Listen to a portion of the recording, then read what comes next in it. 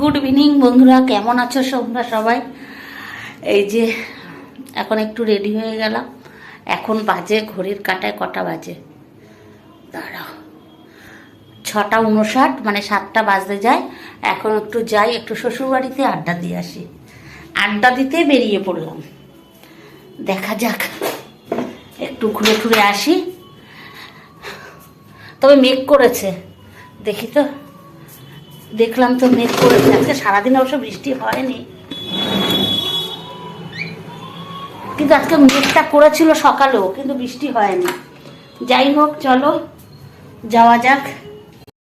এই দেখো চলে আসলাম শ্বশুরবাড়িতে, সেজ দেওয়ারের ঘরে। সেজ যা এখন চা করছে, আমি বসে আছি। হ্যাঁ দাদা, কি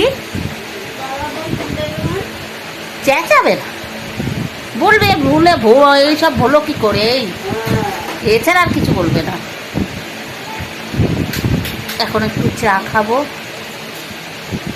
আমার যা কাজে ব্যস্ত, ও সবসময় কাজে ব্যস্ত থাকে।